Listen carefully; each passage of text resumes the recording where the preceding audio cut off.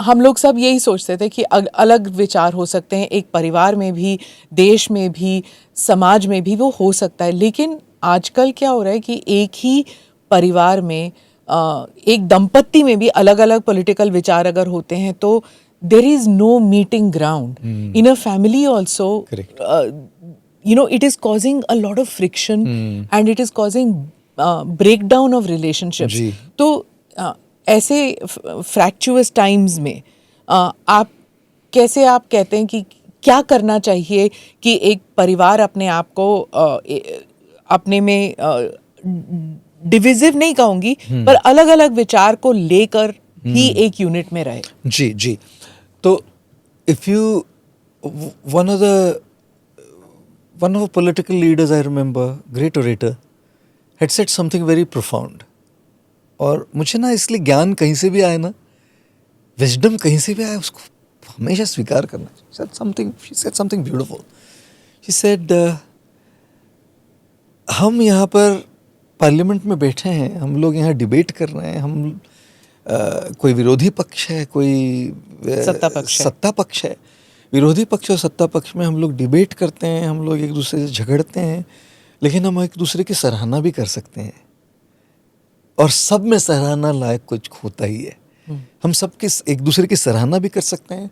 हम जब पार्लियामेंट ख़त्म होता तो हम कई बार एक दूसरे से मिलते हैं, हम एक दूसरे के बेटे बेटियों की शादियों में जाते हैं, हम कई बार दिवाली में एक दूसरे को मिठाइयाँ बांटते हैं। तो जो हमारे मतभेद है वो हमारे रिश्तों को नहीं तोड़े, मनभेद नहीं हो, मतभेद से मनभेद नहीं आ जावे। तो ये जो था ना, ये मुझे बहुत अच्छा लगा, क्योंकि our relationships are beyond our affiliations, and I'm not just connecting with politics, I'm talking about religion also.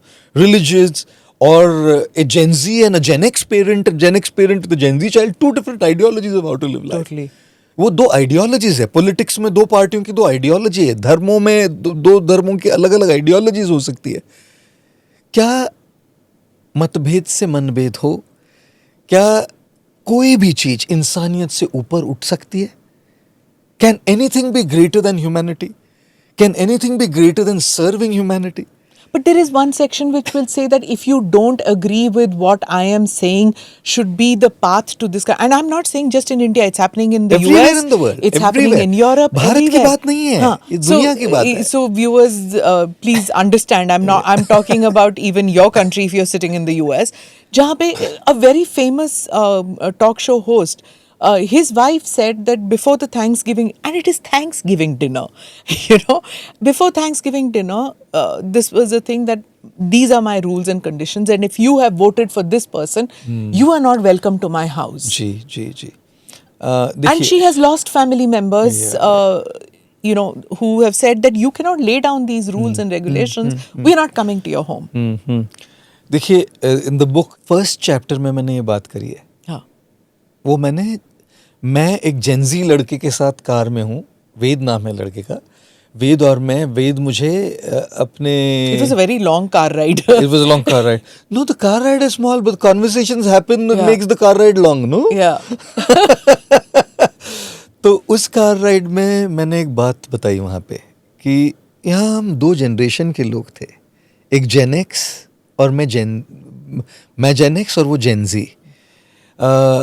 वो उसके लिए स्नीकर्स मैटर करते हैं, है ना? मेरे लिए शायद मेरे सैफरॉन रोब्स, उसके लिए प्लेलिस्ट है, मेरे लिए प्रेयर्स है। वो जवाब देता है तो के लिखता है, ओके भी नहीं लिखता है। और मैं पहले लंबे खत लिखा करता था। मेरे लिए डीएम का मतलब डिस्ट्रिक्ट मैजिस्ट्रेट होता था पहले, डायरेक्ट मैसेज नहीं होता है वो।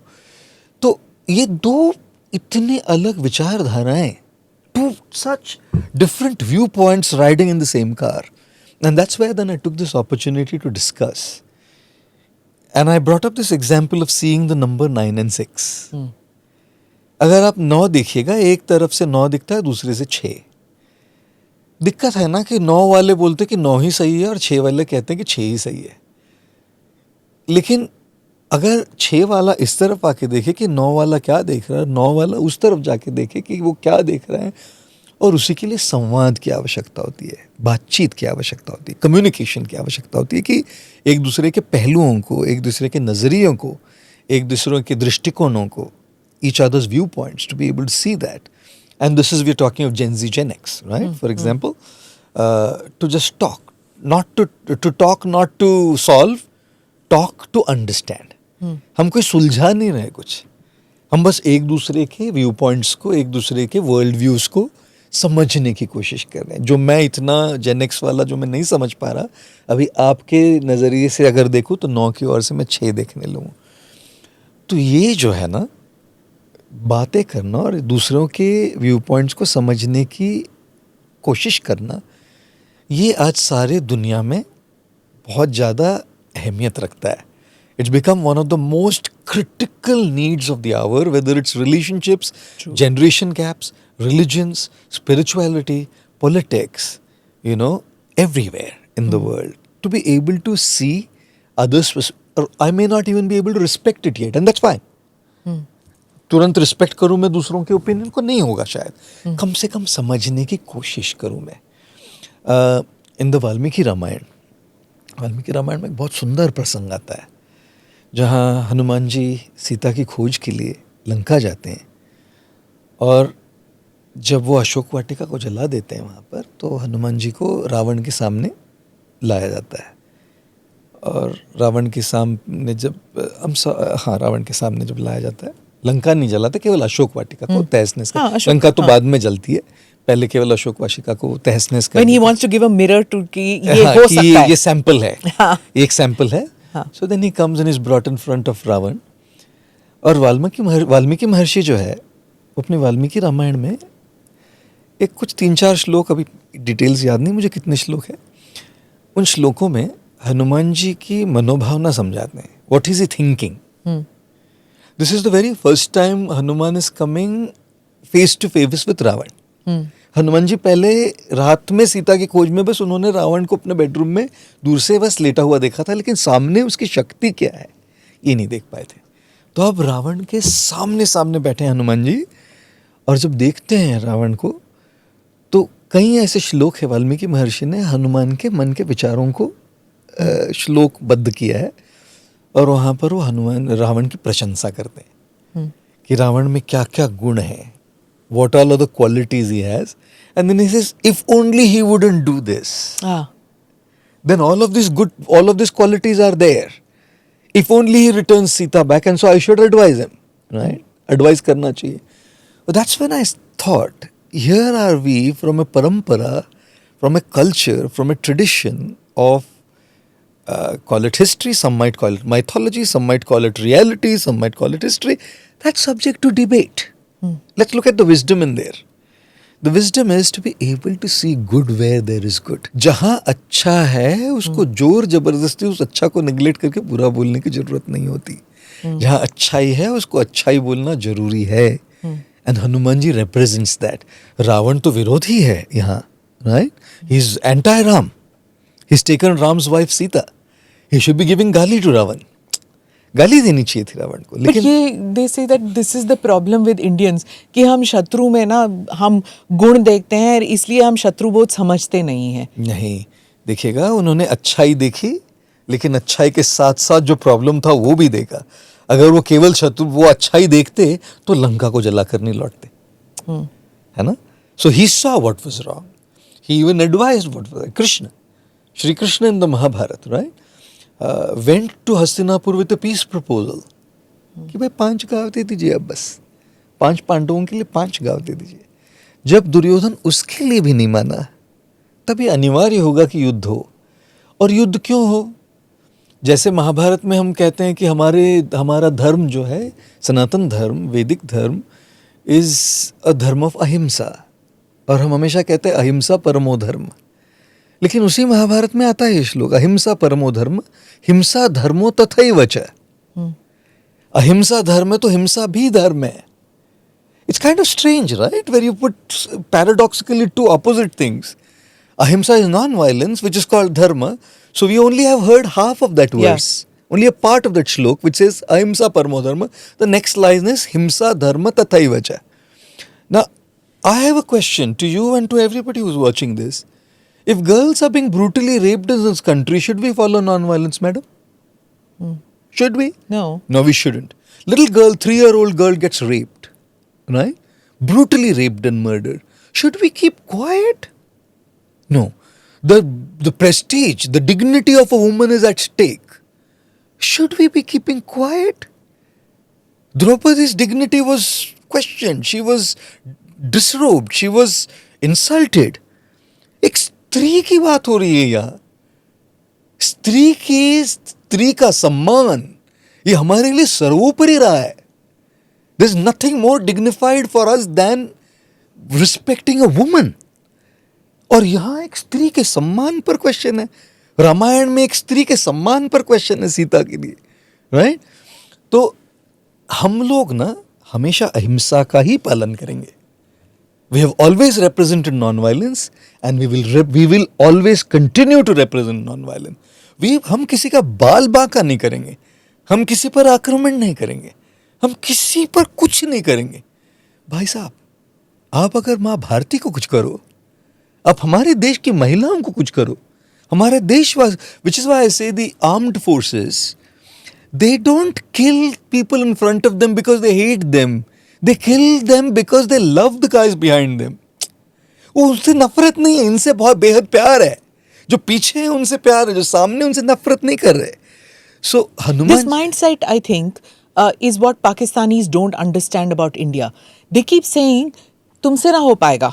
तुम तो, you keep saying non-violence is your principle, you know, it is enshrined in your culture, and which is why when Pahalgam happened, one of the terrorists, when he killed people, the person in cold blood pointed to the thing, told his wife, that man's wife, the victim's wife, go tell your prime minister this. देखिए ना, Without understanding that non-violence ठीक है, it is something that we aspire for as Indians, but this kind of violence would be met with violence. and if you don't meet, see, I'll tell you, say that we should be non-violent, stop defense forces, stop police forces. Simple. My simple proposal to the country and the government here. We are a non-violent country, right? We always said ahimsa paramo dharma, no? हमारे शास्त्र अहिंसा परमो धर्म बोलते हैं. Police forces की जरूरत क्यों है भाई साहब? डिफेंस फोर्सेस की जरूरत क्यों है ना? हम तो अहिंसा वाले हैं, तो करने दो जो लोगों को करना है. रेपिस्ट को बलात्कार करने दो, चोर लुटेरे ऊंचोंकों को चारा लूट करने दो, मर्डरर्स को मर्डर करने दो. क्राइम रेट कैसे बढ़ जाएगा जानती हैं आप? फिर जैसे डिफेंस वाले लोग नहीं रहेंगे, पुलिस फोर्सेस नहीं रहेंगे, क्या होगा देश में, क्या होगा समाज में, क्या होगा दुनिया में, किसी भी देश में, राइट? तो देखिए ना, अहिंसा परमो धर्म is such A sacred thing, right? हमारे लिए वो हमेशा पवित्र है और वो पवित्र रहेगा, और हम उसको उतनी ही पवित्रता से उसकी पूजा करेंगे, हम अपने जीवन में उसको उतारेंगे, केवल मारपीट के बिना नहीं. मैं कह रहा हूं, हम जिस तरह से लोगों को बोलते हैं वो कितनी हिंसा है. आप अहिंसा परमो धर्म करते हैं, आपके शब्दों में कितनी हिंसा है. जिस तरह आपने जो वक्तव्य किया है, उसने किसी के जमीर को जो चोट पहुंचाई है, घरों में हो, ऑफिसेस में हो, रूथलेसली. कई बार हम लोग कॉर्पोरेट वर्ल्ड में लोगों को यूं गाली देते हैं तो अच्छा परफॉर्म कर रहे हैं. भाई आप बॉस हो तो आपको कोई अधिकार तो नहीं दे दिया ना, you tell people of like this. आपको फीडबैक देने के लिए कहा था, गाली देने के लिए नहीं. वो कोई आपका नौकर नहीं है. कॉर्पोरेट वर्ल्ड में आपने हायर किया, वो कोई आपका नौकर नहीं है भाई साहब. वो भी एक इंसान है, उसके भी एक जमीर है, उसकी भी भावना है, उसके भी जज्बात है. तो किसने आपको अधिकार दिया उसको यूं बात करने का, राइट? तो आप अहिंसा की बातें कर रही है, तो सबसे बड़ी हिंसा तो यही हो रही है. So I am saying we will always consider non-violence as foremost, primary. We will always be non-violent. And let's also start practicing that towards all life forms. Let's also start practicing that in our words and dealings with others. तब बोलेंगे ना हम अहिंसा वाले हैं. अच्छा, साथ में महाभारत के श्लोक को निगलेक्ट किया जा सकता है? अहिंसा परमो धर्म का बाद वाला पार्ट है, हिंसा धर्म तथैव च. तब तो फिर मैंने कहा ना, सारे फोर्सेस को बंद कर दो, फिर देखते देश में क्या होगा. हाँ, ये फोर्सेस जब रक्षक भक्षक बन जाते हैं फिर गलत है. जो रक्षा करने वाला, रक्षण करने वाला अगर भक्षण करने लगे, वो गलत बात है. और उस गलत बात को we should call that out. That whether it is in corporate, family, Doesn't matter whatever, anywhere, schools, politics, colleges, government, wherever, anywhere. education, See, everywhere. we are not talking one category here. Sure, yes. Throughout this entire podcast, Yeah. if you took note of it, we are talking of everything. Absolutely, yes. Right. they are just different examples, right? Yeah. We should call that out. If it's wrong is happening, wrong must be called wrong. Call is paid as is paid, right? So वो तो बोलना ही चाहिए, लेकिन साथ साथ में ही रक्षा कितनी जरूरी है.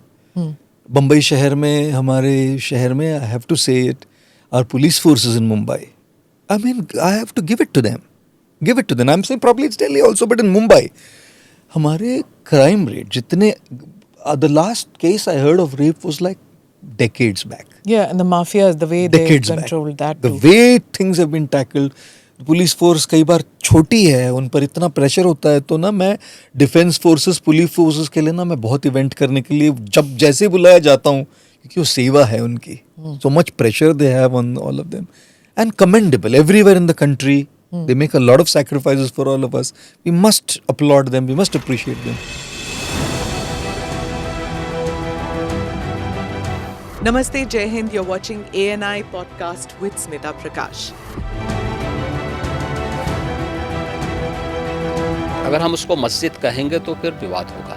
The issue is टूटा है क्या भारत? 400 पार का मतलब ये है कि संविधान खतरे में है. क्या हम लोग ये निर्देश देते हैं कि फला को गिरफ्तार करके जेल डाल दो? वही तो कह रहे हैं सब. ये बेबुनियाद निराधार आरोप. सच्चा सुनना चाहो देखो स्मिता प्रकाश ANI, it does not lie.